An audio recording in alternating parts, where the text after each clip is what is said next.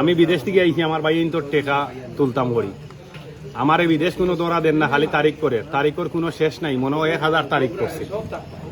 আমি আমার বিজনেস ফালাইয়া আইছি সব কিছু। হ্যাঁ, আমারে বাদে বললাম তুই দিবেনি না না, এপ্রিলও কইছে আমার টেকা দিব, এপ্রিলের 17 তারিখ পর্যন্ত। খালি কয় বিকা রাত 11টার সময় ফোন দিও, অমুক টাইমে ফোন দিও, তোমার আমি টেকার একটা ডেট দিব। কোনো ডেট নাই, খালি কয় রাইট। মানে এখন এদিকে প্রায় তার গ্রামের আরো 4-5 জন মানুষ, এরাও টেকা পাইতা, এরারে কইছে যে নুকে ফাললে লইলাই।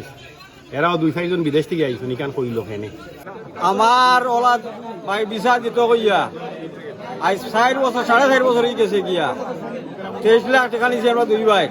আজ যখন যাই সারা গ্রামের মুরব্বী চেয়ারম্যান বাপ তার মা ভাই সারা করতে ও আইসি সারা ও আমরা আইসি করছি না, যেতে ওইবার আমি বললাম করতে আমার বাঁচতে পারছি না।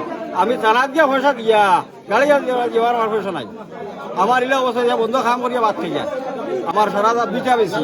বিগত 4 থেকে 4.5 বছর থেকে লড়ার কাছে মানে টেকা দিয়ে আটখানো আমরা ইটালি যাওয়ার লাগে ভুক্তভোগী।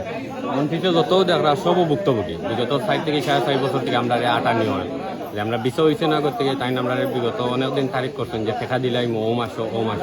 তখন পিছিয়ে দিয়ে আমরা মার্চেও আমরা তারিখ আছি টাকা পাওয়ার কথা। আমরা সবরও লইছে 15 লাখ 20 লাখ ও লাখ। এখনকে দেখা গেছে সরুর তাই যোগাযোগ করা না, ফোন ধরা না।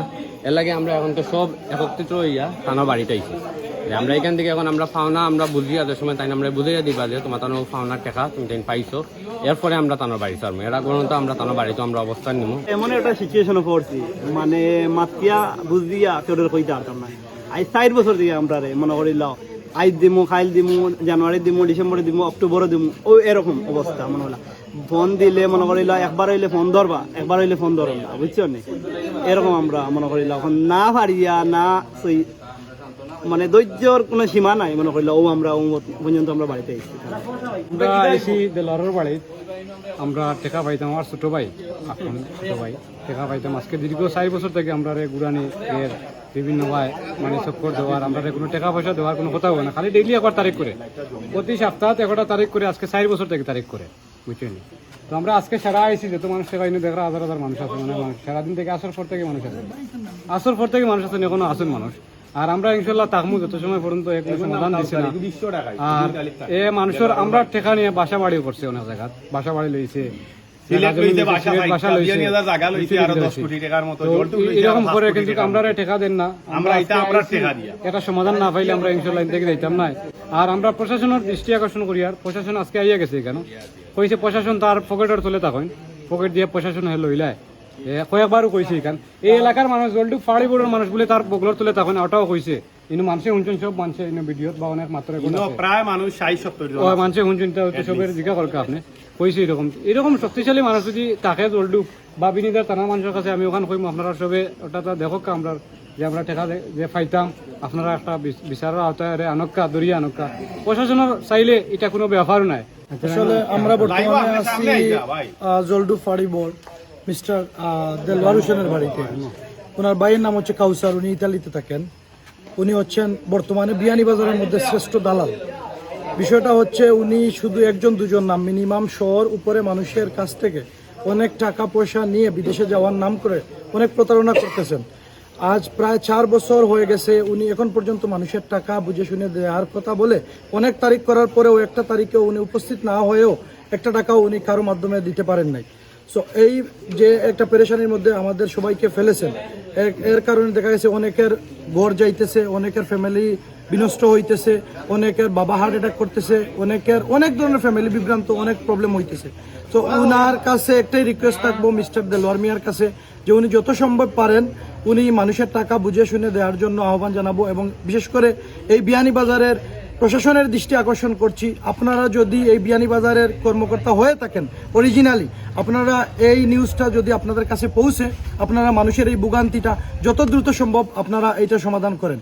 আর বিশেষ করে আমরা যদি প্রশাসনের মাধ্যমে যদি নাও হয়, ইউনো আছেন, টিওনো আছেন, আরও যারাও আছেন উপজেলা প্রাসঙ্গিক মানুষ যারা আছেন, এবং এই ইউনিয়নের যা চেয়ারম্যান উনি যারা আছেন, যারা প্রতিনিধি আছেন, এই ইউনিয়ন সহ তথা বিয়ানীবাজারের যত প্রতিনিধি আছেন, আপনাদের কানে যদি সাড়া জাগে আপনারা অবশ্যই এই মানুষের ভোগান্তির একটা প্রলোভন করুন। এই আশা ব্যক্ত করে আমি আমার কথা এখানে শেষ করছি।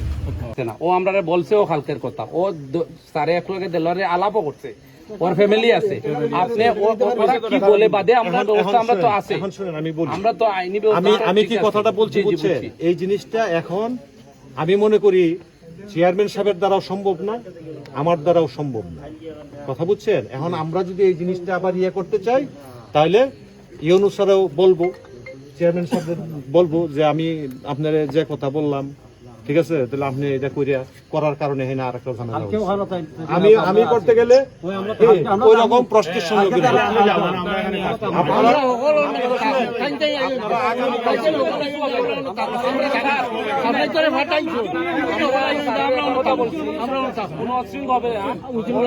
কালকে সন্ধ্যা কইছে বাজারে গিয়ে আমরা বলছি আমরা বাজারে যাব না ওখানে আছি কালকে পর্যন্ত আমরা কালকে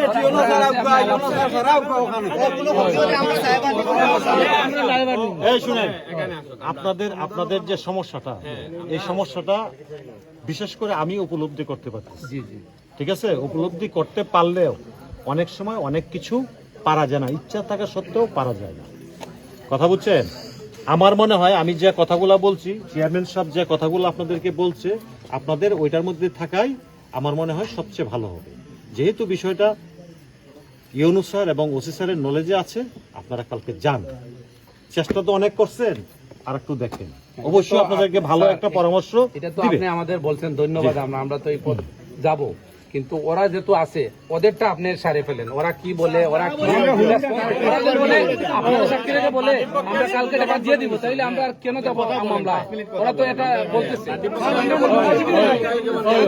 খালি আমরা আপনি বলেন ওরা কি টাকা পাবে ওরা কি টাকা পাবে আপনি কিভাবে দিবেন ওরা বলো ওরা আপনাদের যে বিদ্যমান সমস্যাটা এটা সমাধানের লক্ষ্যে আমরা কথা বলছি দেলোয়ার সাহেবের সাথে কথা হয়েছে ঠিক আছে দেলোয়ারের আরেক ভাই আছে কাউসার তার সাথেও কথা হয়েছে আমরা মূলত এদেরকে চাপ প্রয়োগই করছি এরা আগে কি বলছিল 3 জনের কথা বলছিল না ওই 3 জনের সাথে দেলোয়ার সাহেব যোগাযোগ করতে পারে নাই আর আমরা যেটা মনে করি তার এই ঝামেলা কেউ দায়ভার নিবে না এখন এমন একটা পরিস্থিতি হয়েছে কেউ নিবে না এখন তার বাবা ঠিক আছে তার বাবা আপনাদের সাথে কথা বলবে ঠিক আছে কথা বলবে এটা উনি কি কথা বললে আপনারা বুঝতে পারবেন আর বাকি যে বিষয়টা হইল ইউনূস স্যারের সাথে চেয়ারম্যান সাহেব একাধিকবার কথা বলছে তার বাপ হৃদয়ে কথা বলাইছে ঠিক আছে মানে সবার সাথে ইউনূস স্যারের একটা কথা হয়েছে ওসি স্যারের সাথে কথা হয়েছে ঠিক আছে আমরা এখানে যা যা করছি যা কথা মানে মানে ওই ওসি স্যার এবং ইউনূস স্যারের একটা দিক নির্দেশনা দিয়ে আমরা এই সিদ্ধান্তে পড়ছি এখন যে পর্যায়ে যে মাত হইছে ইউনোর লগেও মাত হইছে আমার না দেলোয়ারের আব্বার মাত হইছে দেলোয়ার এবং কাউসারের নাম মানে ইউনূস স্যারে কইছেন যে তার ফোন দেওয়া লাই টানবে তারা ফোন দিব তার লগে ইয়ে করিয়া আর এখন যে পর্যায়ে আইছে আমি আপনার তোর মানুষ হিসেবে কইয়া যে একটা আমার কাছে লাগে রাখি জানি না আপনার কাছে কীরকম লাগবো একটা লাইন পর্যায়ে আইছে কতদিন আমরা তো কেউ পাইছি না এবং আমারও বাসা আপনারা আগে শুনছেন জানছেন বুঝছেন কিন্তু আপনার আর কোনো লাইনে এখন যদি একটা লাইনে আশা করি আর ইউনো এবং অসিত হইলা বেরিয়ে থানার কথা অভিভাবক হইলাম আমরা